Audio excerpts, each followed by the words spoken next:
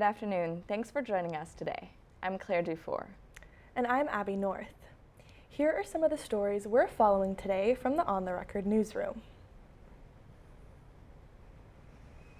It was the annual parade of the poppies yesterday, Remembrance Day, around much of the world, across our country, at Toronto City Hall, and here on campus.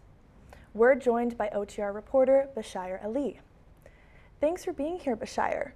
So you were at the campus ceremony yesterday. Can you paint a picture for us? Yeah, of course. There were definitely a lot of faculty and community members who joined the ceremony, obviously, to commemorate Remembrance Day. Not too many students, however. We had some appearances from guests such as TMU President Leshmi and Tony DeMello, the VP for Equity, who shared some words. And overall, the people there paid tribute to the many generations of Canadian veterans, some by placing wreaths and everyone by displaying their poppies. That's really nice, but Bashair, I want to go back to one of the things you said. You mentioned that not a lot of students are going. Why is that? Well, I think, Claire, it's maybe because these days people in our generation, Gen Z, don't perhaps feel it the way older people do. And by older, I kind of mean, say, 45 and up. I think we pay our respects differently. And what I mean by that is that students on campus, again, almost all Gen Z, are doing their part or paying their respects by, say, reposting a poppy on their Instagram story, or typing "Lest we forget" or "We shall remember them," instead of physically going to a ceremony hosted by their university. Okay, that does make sense, Bashair, and thank you so much for joining us today. And now, in other news, Ontario Court Justice Paul Currie is facing a misconduct hearing in the coming months. The nature of the alleged misconduct has not been made public. Currie was once under consideration to become the Chief Justice of Ontario. If found guilty of misconduct, Currie could face suspension or even removal from the Ontario Court of Justice. If you plan to send Santa your Christmas list anytime soon, you might just be out of luck. This morning, the Canadian Union of Postal Workers submitted a 72-hour strike to Canada Post. That puts letter couriers in a legal position to go on strike Friday. 23 people were arrested last night after a shooting at a recording studio in the West Queen West neighborhood. Police were called to Queen West and Sudbury Street amid reports of a shooting. Reports say up to 100 shots were fired between two groups of people. Bullets struck an unmarked police car with officers inside. One person was taken to hospital, and police also seized 16 firearms. Now let's have a look at the other stories we're working on today in our On the Record newsroom. Standing by live in the newsroom is Kierra Osborne. Kierra, what have you got for us? Thanks, Claire. Today, reps from campuses across the GTA and the whole country are voting on whether to hold a national post-secondary student strike. Not anytime soon, in fact, not till 2026. The motion demands a few things: free education for Indigenous and Black students, the removal of ancillary fees, and an end to the cap on international students. My newsroom colleague, Tommy Raji, is working on that story. So keep an eye on our site this week to see how the vote goes. To strike or not to strike? That is the question. And here's a story a bit closer to home. The curtains are closing at 506 Bloor Street West. They're now. The old cinema at Bloor and Bathurst has been the home of the Hot Dogs Festival for the past 8 years. But the festival has run into hard times, and now the building is for sale. What will happen to it? Will it be preserved or plowed over and converted into another condo or commercial space? Watch our website to see what our reporter Olivia Harbin uncovers. And Carly and Belle have got some sports news for us. They're working away on an update on the TMU hockey teams, including the road to the playoffs for the men's team. That's their later broadcast. And they'll have an update on the women's team. That one will be posted online. Be sure to visit ontherecordnews.ca, where you can listen to our latest podcast episode and check out all the stories our team has been working on. Back to you at the studio. Thanks, Kierra. It's Trans Awareness Week, and what could give an audience more trans fun than a wait for it, drag lip sync smackdown, because that's what went down at the SLC last Wednesday. Various campus groups put it together: the Center for Women and Trans People, the Queer Space, and the Trans Collective. Reporter Kinza Zafar went along and had a blast. It's Trans Awareness Week, and TMU is kicking it off with a lip sync smackdown in celebration. The event is organized by the university at the SLC in collaboration with the Equity Service Centers at the TMSU. It was the ultimate drag battle, hosted by none other than the iconic It's Kennedy St. James. We're live here at TMU. Who kicked off the event with a generous act of philanthropy where she offered students cookies and sandwiches along with a series of relentless questioning that definitely made a few students blush. Chris Nippert was there from the Queer Space and Jay Ashdown from the Trans Collective, and together they took on the role of judges for this epic showdown. As the lead of the Trans Collective, I'm pretty excited to be hosting more trans art on campus. It was pretty cool to see that there were so many trans queens, because I feel like they're kind of swept under the rug, or there's like people think you have to be a certain kind of trans person to do drag, but it's like drag is for everyone. The four trans drag performers, Angel Marana, Sandy Joint featuring his Muppet Alex, Her Behind, and Panic Fantasy took to the SLC Amphitheater with their solo performances full of high energy and impressive stunts. Then the battle of the drag royalty began, where two performers went against each other and the two winners went head-to-head in a final lip-sync smackdown. Round 1 saw Sandy Joint as champion in a whimsical duel against Angel Marana, and Her Behind kicking Panic Fantasy's behind. The round 1 victors then moved on to the finale and went head-to-head for the win. We're gonna go find out who our winner is. This dress is really tight, and I thought I lost one. After much deliberation by the judges, Sandy Joint was announced as the winner and unofficially crowned Mr. TMU by Kennedy St. James, who also awarded him with a makeshift scepter gracefully crafted out of a wooden fork and a chocolate muffin. I feel amazing. This was a great event, and everyone here was so amazing. I'm so happy to be part of an all-trans cast. Just the vibes are so much fun, like all the young people just here supporting other young people. I love it. I just love the trans visibility that we're able to provide. I love that, everyone is being able to experience a drag, especially in a school environment. I had never seen a drag show before, and it was an experience, not gonna lie. We were expecting people to sit all around the chairs only, but everyone was everywhere. I think that just seeing trans people and drag queens in a public space brings awareness, brings mindfulness to the fact that we still exist. While we're in the midst of Trans Awareness Week, Trans Awareness Month continues for 18 more days. But equity service centers like the Trans Collective are making sure that trans identity is celebrated year-round. For On the Record News, I'm Kinza Zafar. And another of our OTR reporters was also out and about. Sierra Edwards went along to a local event that promotes fun without booze. Here's her report. In the 12 months between June 2023 and 2024, sales of 0% alcohol increased by 24% in Canada. It seemed as though products such as non-alcoholic beer and spirits were flying off the shelves. People from all walks of life. Young people that don't want to drink, older people that have been drinking for a long time and now they want to replace their wine drinking nights with non-alcoholic wine. The event is called Soberish. It was nearly 2 years ago that Health Canada adjusted its guidelines for alcohol consumption way down, from a maximum of 15 drinks per week for men and 10 for women, to a much lower limit of just 2 for both. It was a wake-up call for a lot of drinkers in this country, and it has had an impact, but so have larger social forces. People in general, especially the under 30s, are simply turning away from alcohol. I come from the beer industry. I started a brewery called Mill Street over 20 years ago. So I drank a lot of beer. And after a while, it catches up with you. So I love beer, but sometimes I don't want the alcohol. And the options were quite limited.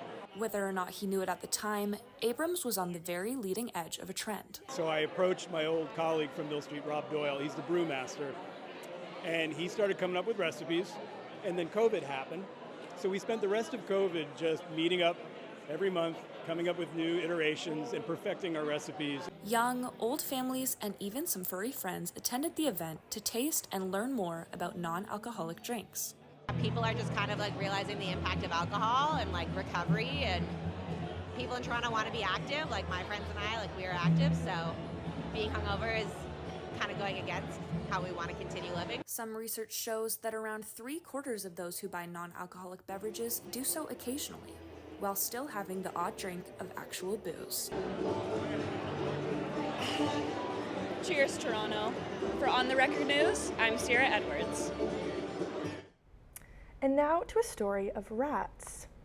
Urban rats, suburban rats, residential rats, they're out there. You know they are. Producer Josh Ben-Joseph and reporter Grace Draznin brings you the story.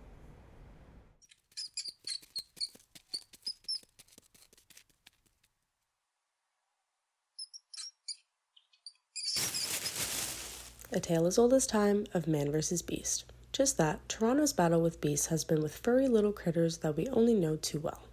Forget the wolves of Wall Street, Toronto has rats. Lots of them.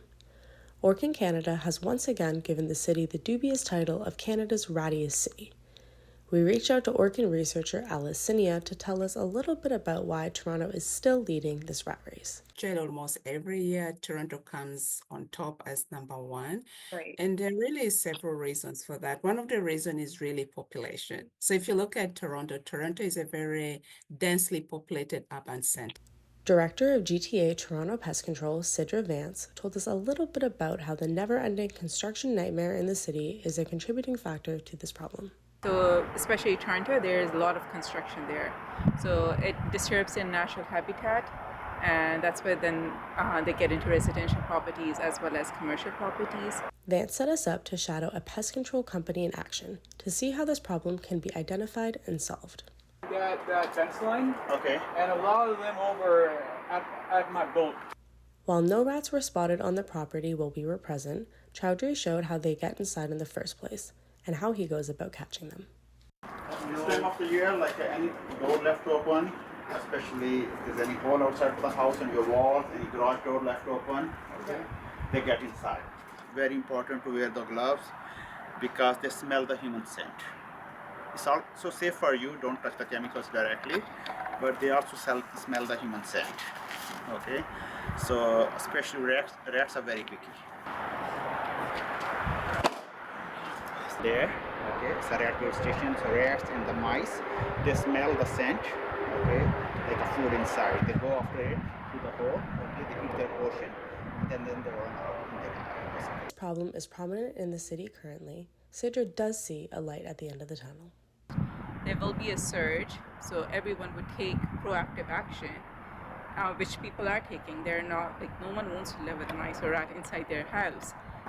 As Toronto remains the rattiest city in Canada, until the next infestation, I'm Grace Draznin, On the Record News. All right, thanks, Grace. Happy now to move away from rats and on to Katie Bell, who brings us this week's entertainment. Katie? Thanks, Abby and Claire, and welcome everyone to this week's entertainment update. 3 people have been arrested in connection with the death of former One Direction member Liam Payne, after his death was ruled not a suicide. Payne died last month after falling from a 3rd-floor hotel balcony in Buenos Aires. The autopsy revealed he'd been under the influence of multiple narcotics, and that Payne was fully or partly unconscious at the time of his death. Argentinian officials arrested a drug dealer and a hotel employee. A 3rd person is also being charged with abandonment of a person who then died. For those hoping for another holly jolly Christmas, Santa and his reindeer are asking for your help. The future of Toronto's beloved Santa Claus parade could be in jeopardy. Organizers say the costs of putting on the parade just keep rising, at a time when sponsors are cutting back their financial support. They've set up a GoFundMe, which has now raised over $60,000. But they've got $250,000 on their wish list, and if the goal isn't met, the parade may not run next year. Rest assured, this year's 120th anniversary parade is safe. It will hit the streets on November 24th at 12:30, starting at Christie Pitts, ending at the St. Lawrence Market. And for the first time ever, will be streamed live on YouTube. Santa isn't the only one coming to town, as you, your dog, and everyone else in your life already knows all too well. Taylor Swift's Eras Tour is nearly here. Swift will be performing 6 concerts in the city over the next 2 weeks. Indie pop singer Gracie Abrams is the opening act. A combined audience of 240,000 people will see Swift in Toronto. But don't fret if you haven't been able to get tickets. The Metro Toronto Convention Centre will host an event every day there's a concert, called Tailgate 24, where there'll be a live DJ and, wait for it, a bracelet making station. And all over downtown during the invasion of Swifties, there'll be more TTC service and more police. Can't wait! And that's it for this week's entertainment. Back to you in the studio. Thanks, Katie. Now, let's take a look at the weather forecast this week in the GTA with reporter Adriana Fallico. We are now dropping into more seasonal temperatures, meaning harsher winds and cloudier skies. The vast majority of the GTA is seeing a high of 8 degrees today, including Toronto, Mississauga, Brampton, Hamilton, and St. Catharines. Kitchener and Guelph are seeing a high of 7 degrees, and the lowest temperature will be in Barrie with 4 degrees. There will be sun throughout the day, but don't let it fool you. You will need a jacket to keep you warm. Looking at Toronto's forecast for the rest of the week, Wednesday will be cloudy with a high of 7 degrees, but dropping to a low of -2 degrees. Thursday is expected to be sunny and a high of 9 degrees. Friday will see the sun peeking through the clouds with that 10-degree high, and Saturday will be a high of 11 degrees. And that's your weather update. For On the Record, I'm Adriana Fallico. Thanks, Adriana. And in sports this week, we go now to Sierra Edwards. Sierra? Thanks. For CFL fans, all eyes will be on next week's Grey Cup. On Sunday, the Toronto Argonauts and the Winnipeg Blue Bombers will face off in the 111th Grey Cup. That's a rematch of the 2022 final where the Argos narrowly took it home by just 1 point. But Toronto is at a disadvantage this year. Star quarterback Chad Kelly will be missing after suffering a gruesome leg injury in the Argos semi-final match on Saturday. Backup quarterback Nick Arbuckle will fill the role, and the team is no doubt hoping he'll hold up under the pressure. Kickoff in Vancouver is set for 6 p.m. Toronto time. In tennis news, Gabriela Dabrowski made Canadian sporting history over the weekend. She became the first Canadian to win the Women's Tennis Association finals title. It came in the doubles. Dabrowski and her partner Erin Routliffe of New Zealand defeated Katerina Siniakova and Taylor Townsend in 2 straight sets. This year, the finals took place in Riyadh, Saudi Arabia. And finally, Sunday was an emotional day in Canadian women's soccer. Legend of the sport Christine Sinclair stepped off the professional pitch for what is likely the last time. She had announced her retirement in September, but played out the rest of the National Women's Soccer League season with her team, the Portland Thorns. The Thorns were eliminated from the playoffs on Sunday after falling 2-1 to Gotham FC. The 41-year-old had a professional career that spanned almost 25 years. She played in 5 FIFA Women's World Cups and 4 Olympics, winning 3 medals, including gold in 2020. And that's all for this week in sports.